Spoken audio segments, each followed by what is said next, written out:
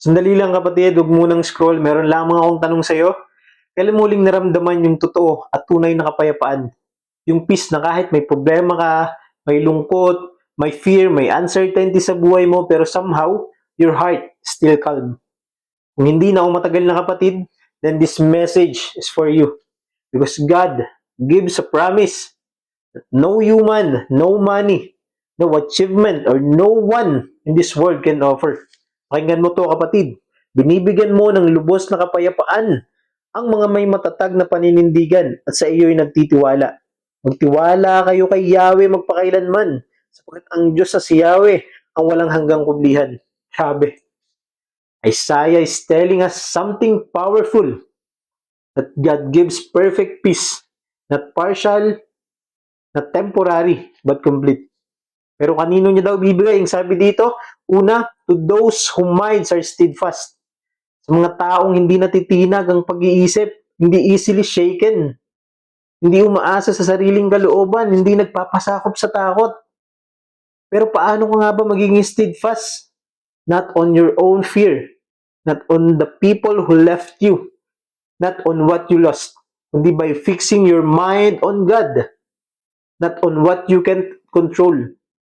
Dahil kapag ang Diyos ang focus mo, kapayapaan ang bunga nito sa buhay mo.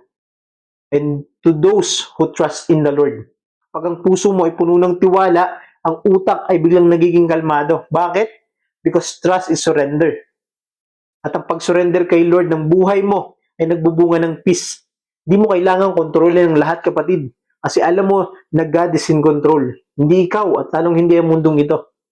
Ang context po kasi dito sa Isaiah chapter 26, sinulat ito ni Propeta Isaiah sa panahon ng kaguluhan, wars, judgment.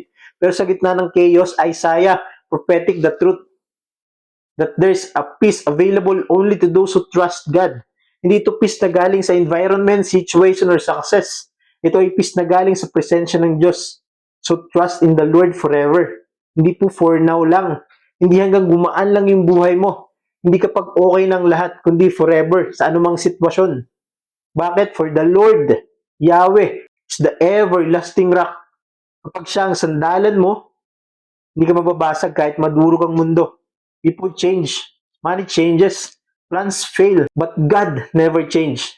Kaya kapatid, if your mind is confused today, if your heart is tired, if your soul is overwhelmed, tandaan mo ito kapatid, you don't need the perfect life to have perfect peace. You only need the perfect God. And that God, the everlasting rock, is inviting you, saying, anak, tumingin ka sa akin. Huminga ka, magtiwala ka, at ibigay mo sa akin ang lahat. Kapag ginawa mo yun, natanggap ka ng tunay na kapayapaan na hindi kayang ibigay ng mundong ito. So today, ilapit mong worries mo sa Panginoong Jesus at let Him fill your heart with the peace you've been searching for. Amen?